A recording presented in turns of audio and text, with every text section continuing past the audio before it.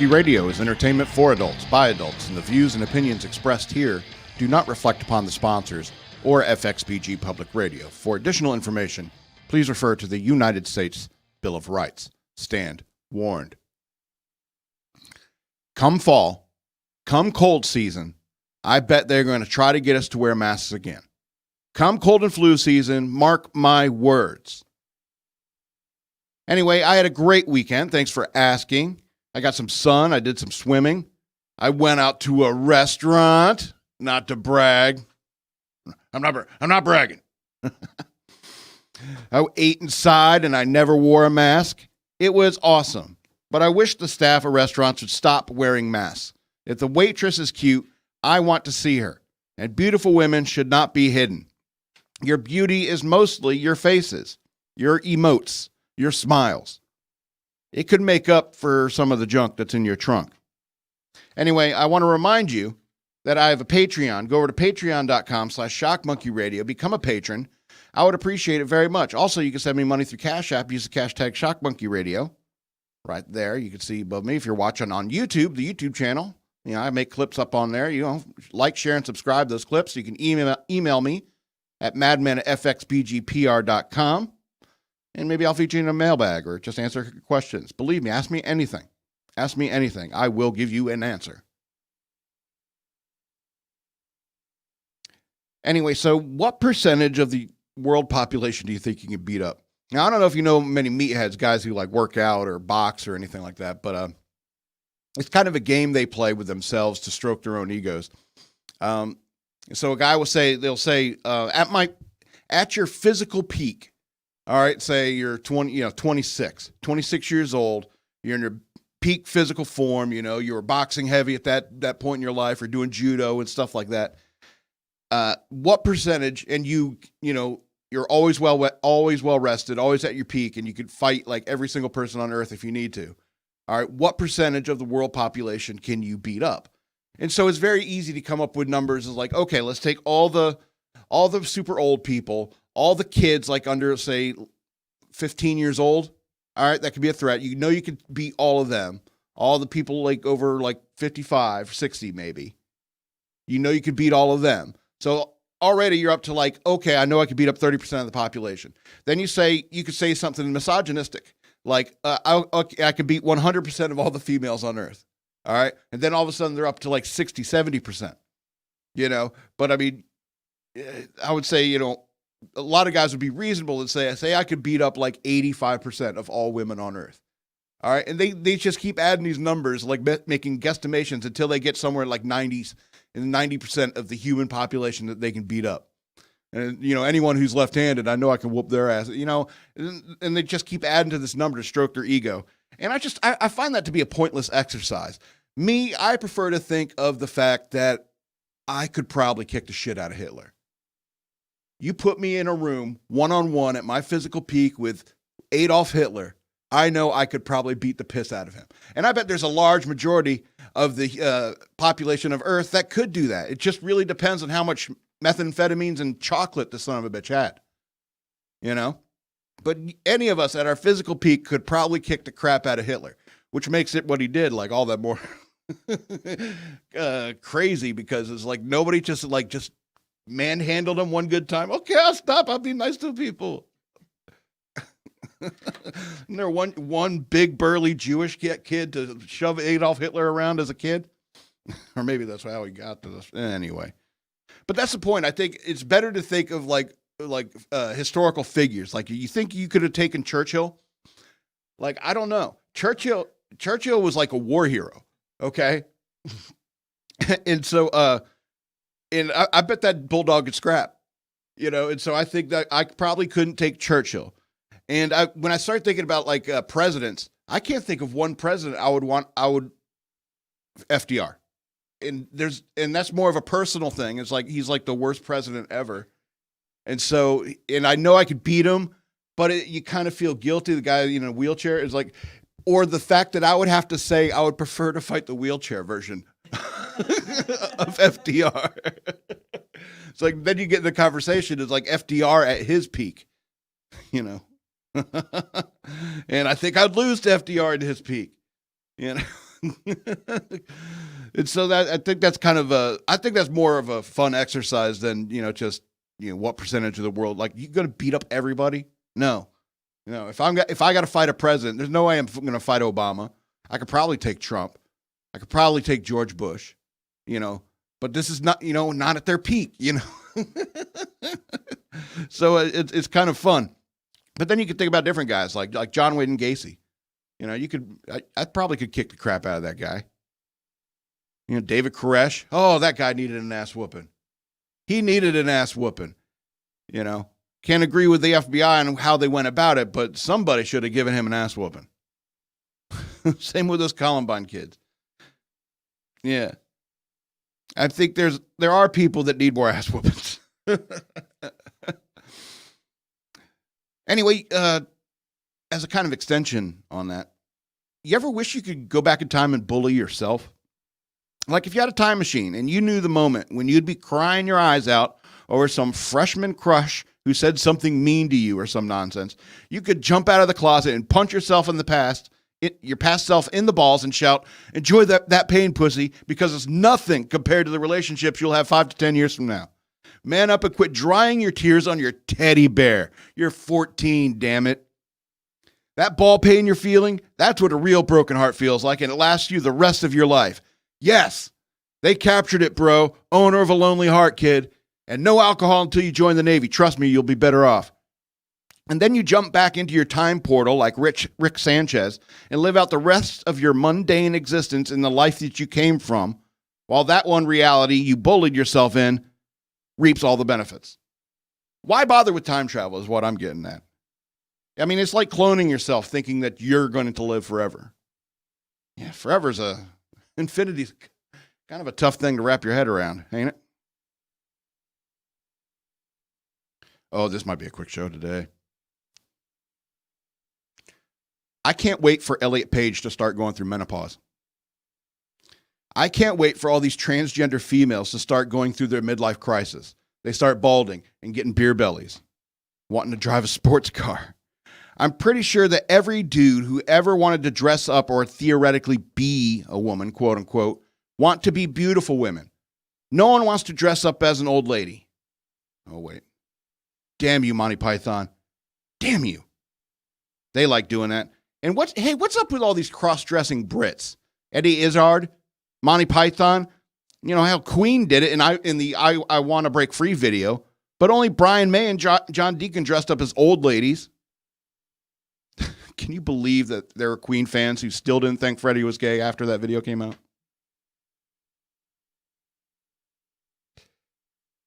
So I scored real high on Ricky Nintendo. And Ricky Nintendo, I'm all over the place. I'm a madman. Ricky Nintendo is in what we called boot camp firing range. We didn't fire live M16s in boot camp. It was a deactivated M16 with like a laser system in it and a little target tracking thing. And I was a sharpshooter. I was in the expert rating. Because it's just pointed at the target, click, click, click, click, click. Some guys are having a hard time playing that Ricky Nintendo. And Ricky is, as you know, or may or may not know, is slang for recruit Nintendo. And so, so I was really good at that. But the Navy didn't really play with guns the way that the Army or the Marines do. See, I went in as a radioman and didn't ever use a real gun ever until I went to a range and fire guns on my own time. I felt like Batman or General Zod. I needed to understand the weapons of war. I can't be in the Navy and not know how to do this. How does a gun work? You don't want to be in the Navy and say you died because you couldn't figure out how to work a gun. Anyway. Now, I don't want to talk bad about the Navy because it was the best branch for me to join. But I felt like I could have excelled at marksmanship if I had joined the Army or Marine Corps. And the only reason I say that is because Engine 882, my Army friend who served in Iraq, came by one day, and we're all coking and joking and playing Call of Duty, and I was straight up poning noobs with a heavy machine gun, a Vietnam-era M60, if memory serves, and he said I was surgical with it. Best compliment I ever got when it comes to Call of Duty. And he's saying that he would want to make me the first squad leader of a weapons team or something. I don't know. But it was the first time I thought the Army would be smart enough to put marksmen on their heavy weapons. I guess they learned more than just digging holes and pooping in the freshest holes. I mean, I love you Army ground pounders. I'm just busting your balls. Joint operations is like 40% of my time when I was in the Navy. You know, I've done shots with Air Force majors, German NATO officers, and pervy Finnish spies. I've laughed at Army guys get seasick, as Navy chiefs get all shark-eyed like a doll's eye, and countless Marines who have bought me beers. It's the same fight, different methods, but we're all family. Rock, flag, and eagle.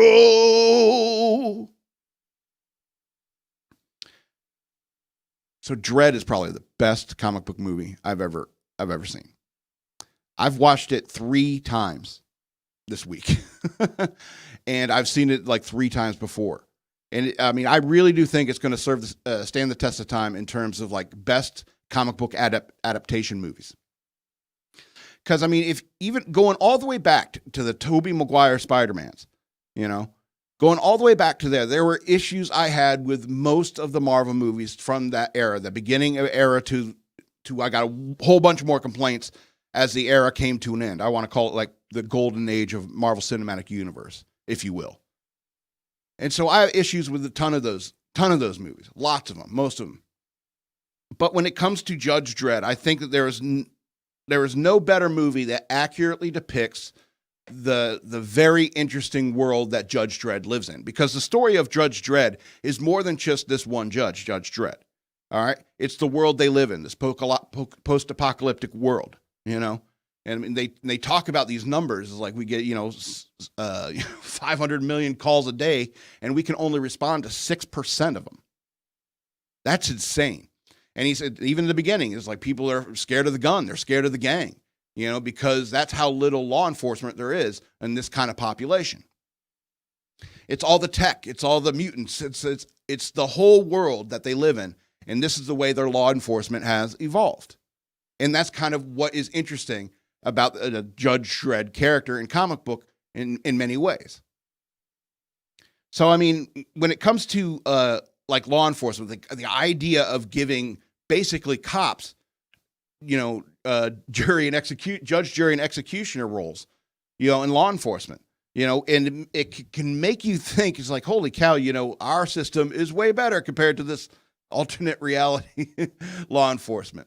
And even despite that, the movie and the comic book explains that, yeah, the judges may be bad, but the crime is worse. And I think that with the Mama Clan in the Dredd movie, I think they showed is like how little they cared for the civilians and other people around them, non-combatants and so forth. It's like they really believe they ruled the streets. But 2 judges can come in and cause them a hell of a time, And I think that's what's great and a good story. It seems like a losing fight, obviously, but Judge Dredd's been around for a while. He's just one of these classic veteran cop kind of archetypes. That's why people get mad when he takes off the helmet, because it's like, no. Let him be anonymous. Let him. It's just like the stormtrooper taking off their helmet. It kind of ruins it, unless Luke Skywalker's in it. I don't know. Anyway, so I think that's the best movie ever. High recommendations for that. And like I said, it's probably going to be a short show, so let's go ahead and get into the news worth knowing. All right, Kristen Sinema. Dems hypocritical for trying to end filibuster after using it just last year.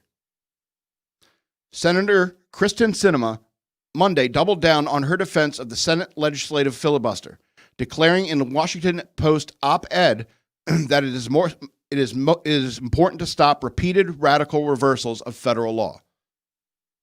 Sinema, a Democrat from Arizona, and Senator Joe Manchin, the Democrat from West Virginia, have been 2 of the most vocal Democrats in the chamber defending the 60-vote threshold for legislation, often attracting the ire of their more liberal colleagues. And Sinema took a page from Manchin's playbook Monday by laying out her case for the Senate's controversial minority protection in an opinion piece. Quote, to those who want to eliminate the legislative filibuster to pass the For the People Act, voting rights legislation I support and I have co-sponsored, I would ask, would it be good for our country if we did, only to see the legislation rescinded a few years from now and replaced by a nationwide voter ID law or restrictions on voting by mail in federal elections over the objections of the minority? Sinema wrote in the Post. That's the Washington Post. She went on to say, the question is less about the immediate results of any of these Democratic or Republican goals, she continued. It is the likelihood of repeated radical reversals in federal policy, cementing uncertainty, deepening divisions, and further eroding Americans' confidence in our government. The majority of the Democrat Senate signed a 2017 letter led by Senator Susan Collins from Maine, Republican from Maine, and Chris Coons, Democrat from Delaware, asking Senate leaders to preserve the filibuster during the Trump presidency. But as the 2020 election approached, and especially since President Biden was sworn in earlier this year, many Democrats renounced that, or at least distanced themselves from that stance, including Coons. Now, Manchin and Sinema are the only two staunch filibuster defenders among the Senate Democrats, with a few other moderates and institutionalists who quietly support them.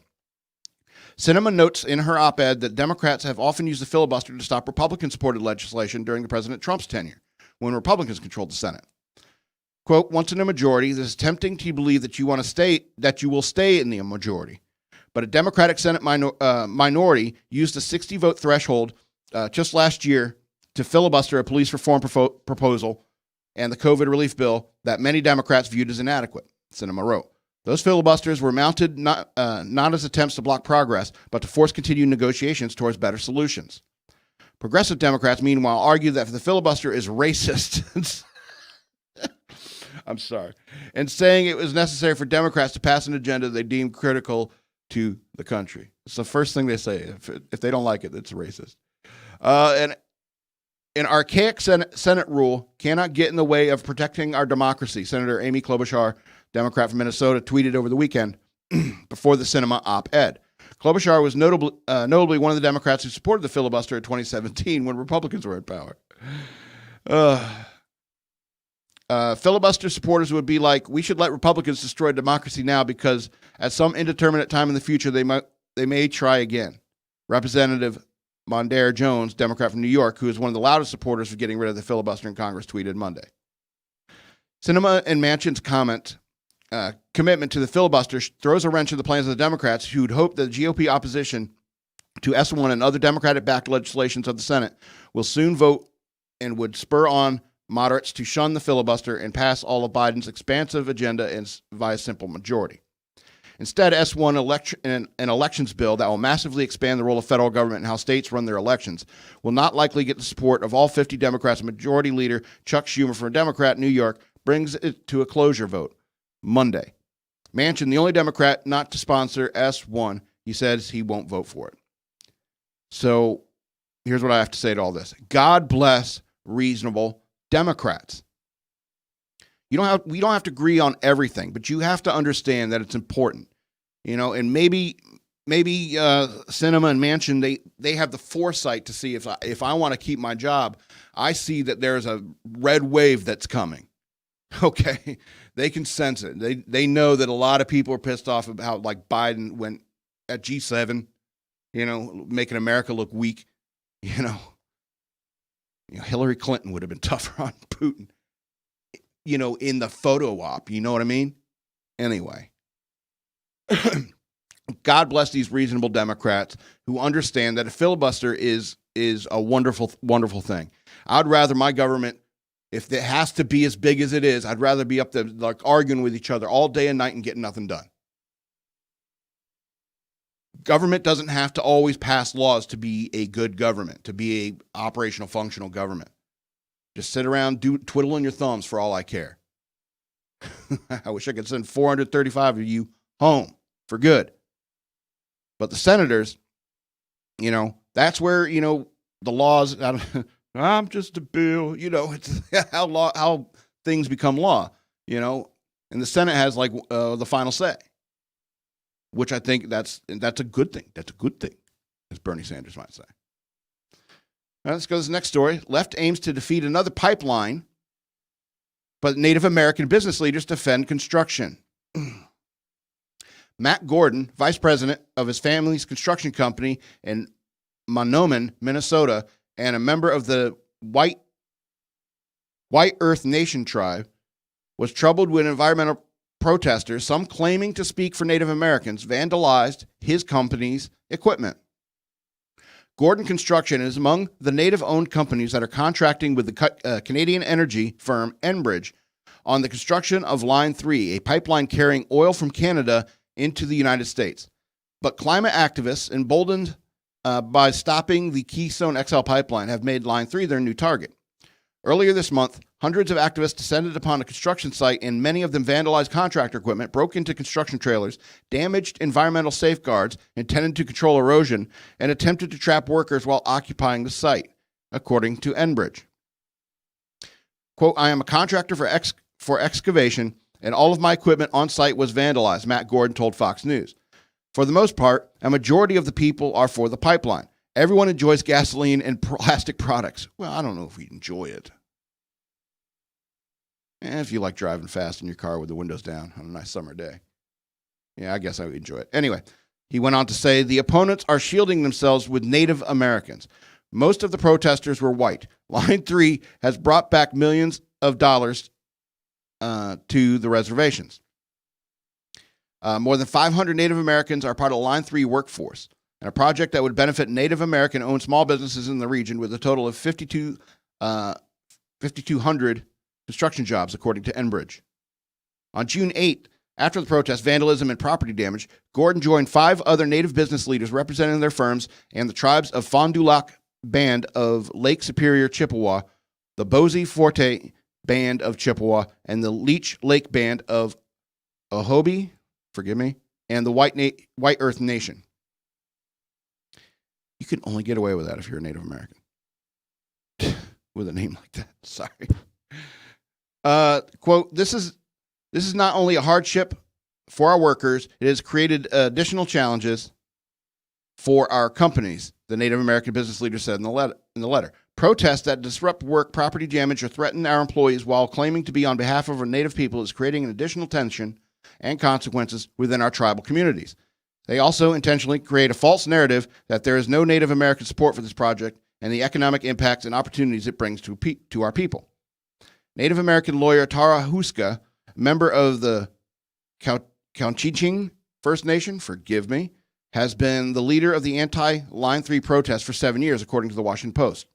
Huska of International Falls, Minnesota, is a former advisor to Senator Bernie Sanders. Celebrities Jane Fonda, Catherine Keener joined Huska on June 7th, March. She reportedly told the crowd to protect the sacred and oppose the pipeline. Quote, for our daughters, our sons, for the animals, for the water. Anyway, so the point is that, this guy came out and said, all these people who are protesting this, claiming to fight on behalf of Native Americans, are a bunch of dumbass white kids, and I think a lot of us know that. It's a bunch of white kids who've been growing up, going through like high school and stuff like that, and college, being told they're white, they're the oppressors and stuff like that, to the point that they're repeating it themselves. They're in such anger because they have to hate themselves and they have to become so like aggressively, anti-racist in many ways. This is kind of damage you do when you let a bunch of leftists teach kids all this, critical race theory nonsense. And I think it does matter that these Native Americans, let them complain about it. Let them complain about it. Don't fight on behalf of somebody else. Unless there's like physical violence, then protect your fellow man. Try to get to the bottom of it. Call the police or whatever. Anyway, let's go on to this next story. Seattle Pride organizers apologize after raising issue with event charging white people a reparations fee. Anyway, so 2 Pride Month organizers in Seattle are now apologizing to the local community after writing a letter to the city taking issue with a separate upcoming event's plans to charge $10 to $50 reparations fee for white people, calling it reverse discrimination. Wow, they're all kinds of messed up, aren't they? Anyway, the uproar surrounding the Charlotte Lefebvre, and Philip Lipson, the directors of the Capitol Hill Pride, began late last week after the Seattle Human Rights Commission posted on Twitter the letter that they had sent. Quote, "It has come to our attention that the event called Take Black Pride," they spelled Black B-L-B, and the L is parenthetical. Act Pride, Take Back Pride, but just shove an L in there. God, they're not even creative. All right. Take Black Pride at the Jimi Hendrix Public Park, June 26th, is charging whites-only admission as reparations, the pair wrote. Asking the city to review the admissions policy, quote, we consider this reverse discrimination in its worst form, and we feel we are being attacked for not supporting due to disparaging and hostile emails. We will never charge admission over the color of a person's skin, and we resent being attacked before standing in those values, they add. The Taking Black Pride event, which will feature live performances, dancing, and other activities, says on its Facebook page, everyone is free to attend. However, this is a black and brown, queer, trans-centered, prioritized, valued event. Golly. They can't just let race go. All that nonsense, all that identitarian stuff, go. Doesn't matter.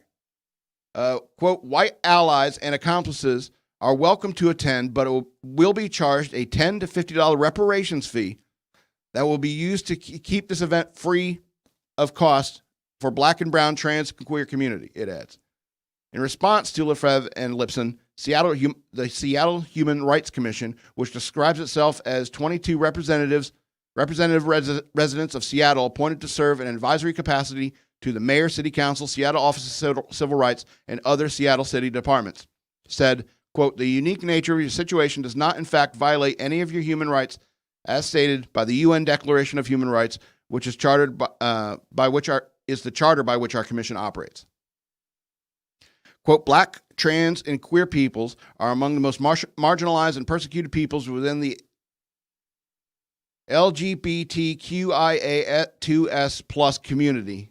Golly. They often face shame, not only from cis heteronormative community, but within the queer community at large as well. Golly.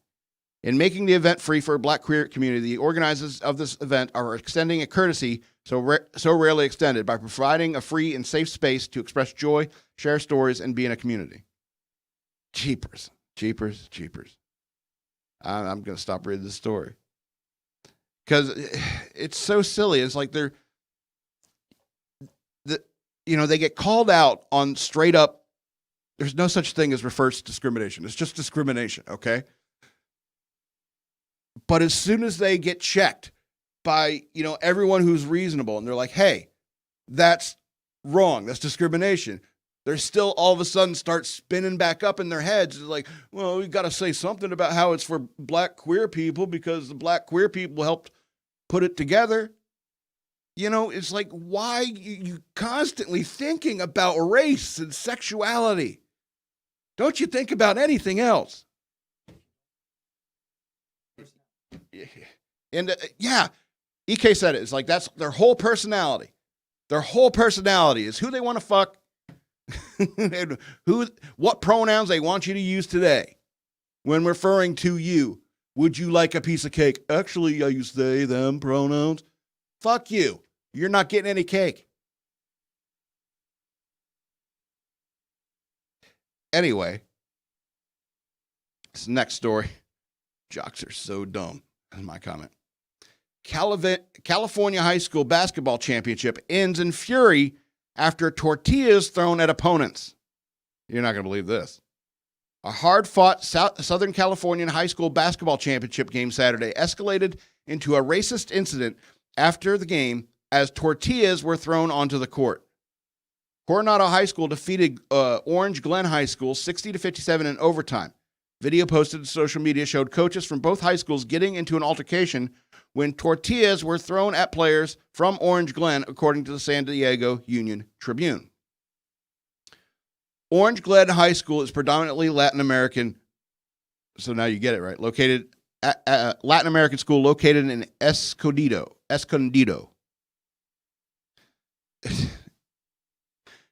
Coronado police said that they were investigating the incident. Police said that they identified the man who had the tortillas at the game, and he was not a student, according to Fox 5 San Diego. Lizardo Reynoso, an assistant coach at Orange Glen, told the station the team was shaken up over the incident. Quote, I thought it was like a pita bread or something. It just started coming towards us, and I was like, what the heck? And more starts coming towards us, and my wife goes, oh my God, they're throwing tortillas, Reynoso said. Quote, I know a lot of guys on our team were very offended and very hurt. Me, myself, I'm 100% Mexican-American. Both my parents are from Mexico, and I took that really tough. The Coronado Unified School District apologized to Orange Glen in a letter, according to Fox 5 San Diego.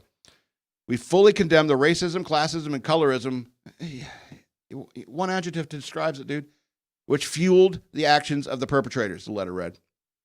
Lorena Gonzalez, a member of the California Latino Legislative Caucus, called on California Interscholastic Federation, the CIF, to lay the hammer on Coronado. Bottom line, Coronado High School should be sanctioned by CIF or stripped of their championship. They should have universal condemnation for this activity. Parents in San Diego County know that the racist taunts against the Latino athletes are too commonplace. It's time to stop it, Gonzalez tweeted Sunday. If you think this is a teaching moment, this is a quote, if you think this is a teaching moment, then you have to then have the lesson include real consequences for the near adults. The CIF said it would investigate and take appropriate next steps, according to the paper. So it's shocking. It really is. But I have to tell you, like, athletes are dumb. You know, I'm not trying. I know there's some smart athletes out there, so don't kick my ass after the show. All right. But, you know, they're dumb and they do stupid stuff like this. You know, especially when you're a teenager. There's a high school kids, especially when you're a teenager. You know what words, by the time you're 13 or 14 as a boy, you probably know every single word that people don't want to hear said. All right? You know them all. And I mean, it's just, it doesn't necessarily make you a racist, but but I mean, you do stupid stuff, especially when you're a teenager. I don't think this should follow this guy around for the rest of his life for doing a racist stunt like this. But I mean, let's be honest. Let's call out real racism when it happens. And just like the lady said, if it is a teaching moment, let's have some consequences for this kind of behavior. Because this is actual racism taking place. Y'all been looking for it all over the place, but whenever, it's between, two minorities, you don't know who to pick. You don't know whose side you're supposed to be on. But if there's a white person involved, it's like, whose side to be against. Anyway, jocks are dumb. That's the lesson of the story. What if you find some Terrys on your airplane? We got some Terrys up in this bitch. Travelers caught with throwing stars and other bladed weapons at Boston Logan Airport. Throwing stars aren't meant for the friendly skies. Sometimes it can be a bit confusing figuring out whether an item is okay to bring on a plane or whether it needs to be checked in a bag, put in a checked bag. According to the TSA, some travelers in Boston attempted to bring a variety of sharp weapons on a plane, including at least one throwing star. The TSA New England Twitter account shared images of the confiscated items, which also includes a variety of knives. The tweet doesn't mention whether or not any of these items all came from one group of travelers or not. Now I want to know the destination of the flight. If any of those guys had to buy an extra seat because of their size. The tweet states, let's get straight to the point. These items are not allowed in any carry-on bag. Some passengers found out this weekend and TSA officers at Boston Logan Airport detected these sharp objects. Sheath these items and put them in your checked bag, please. These are not the only unusual weapons recently discovered by TSA officers. I mean, they find them all the time. Authorities arrested a man at Newark Liberty International Airport when he was caught attempting to sneak a gun past security. NewJersey.com, NJ.com reports. According to the news outlet, the small weapon was packed in a case within the man's suitcase and was reportedly designed to look like a belt buckle. Unfortunately, it was discovered that the gun was functional. The man reportedly claimed that he had forgotten that he had packed the item in his luggage. In a statement obtained by NJ.com, TSA Federal Security Director for New Jersey, Thomas Carter, said, claiming to forget that you have a gun with you is inexcusable. If you own a gun, you need to know where it is at all times. Each of these individuals now faces a stiff federal financial penalty, and that could cost them thousands of dollars. Look, I know what it's like to always have a weapon on you, okay? You forget you have it on you, okay? And so I get it. If you're a kind of guy who carries a gun around all the time, it's easy to forget. I understand that, but seriously, you need to have the discipline to know it's like, okay, I need to take this. I can just throw it in my carry-on real quick. No, dude, no. And it's funny because, it's like people trying to sneak blades and stuff on there. I think it's like that thing from Key and Peele with those two guys on the airplane. It's like, if these Terry start something, they're just these idiot gangster guys that just wanted to kill some bad guys, get some just kills in their life, or something like that. And I think plus it's kind of challenging people, because if this is how many they catch, imagine how many they don't.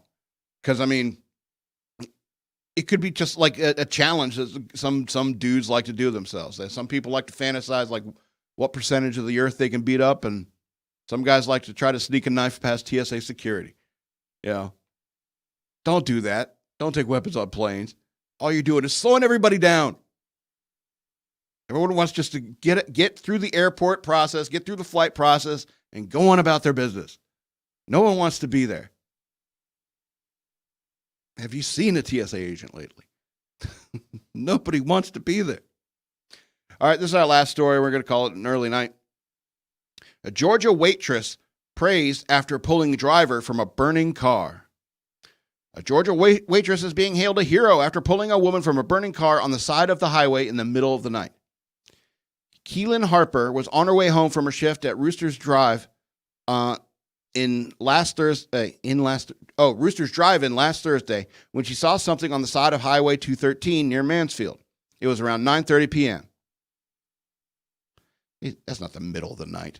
They lied to us in that first sentence. Instead of just calling 911 and continuing on home to see her 14-month-old daughter, Harper pulled over to see what was going on. It was instinctual, Harper told Fox News. Quote, from far away, it looked like someone had thrown something out in the bushes that caught on fire, she said. I didn't know it was a car until I stopped.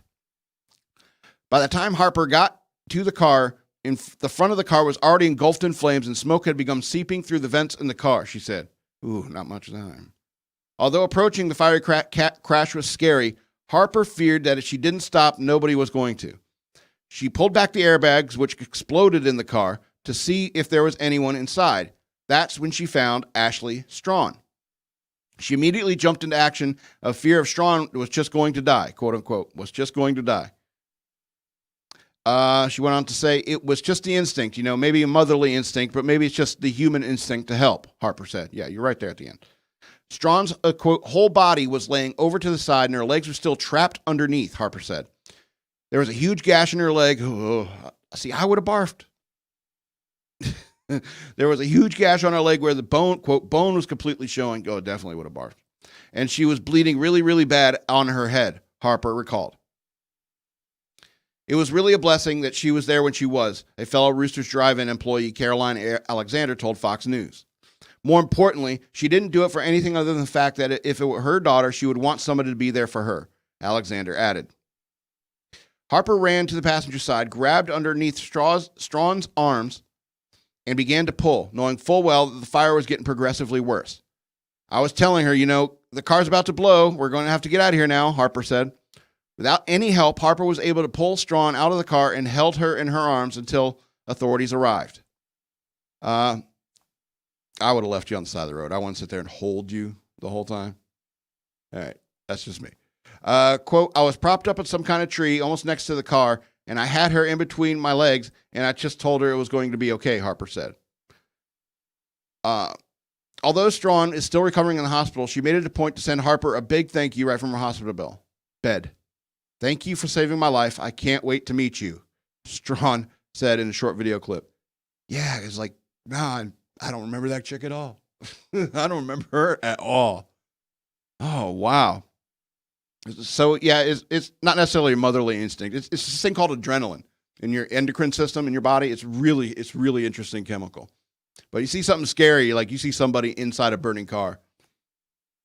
Boom, your body's like, you're strong, you're perceiving everything at such an incredible rate that as time seems to slow down for you. It's amazing. It's amazing adrenaline. And that's, that was the strength and determination. But you know what? I think this article is right. It's like a ton of people would have just kept on going. She said, she couldn't tell it was a car until she got up to it. So, I mean, or maybe at that point you're like, oh, it's just a fire. I can handle a fire. It's like, oh no, there's a person involved. Either way, good for her. And if you're a young girl working at a drive-in, Rooster's Drive-In, why would you think that you should get involved in anything? It could be the fact that she's a mother. It could be that fact that, hey, I'm in society. I would like society to continue to be awesome. And so maybe I should help my fellow man when presented with the opportunity. Now, I know I said, what was it, last week? About how, it's like we can do superhuman things. It's like, but, but the things that we can do as a team can be amazing. However, as individuals, we also have the magic of the adrenal glands and and the will to participate in a life or death situation on behalf of the humanity. On behalf of humanity. Good for you, young lady. I bet you had a great dad who raised you right. Anyway, short show today.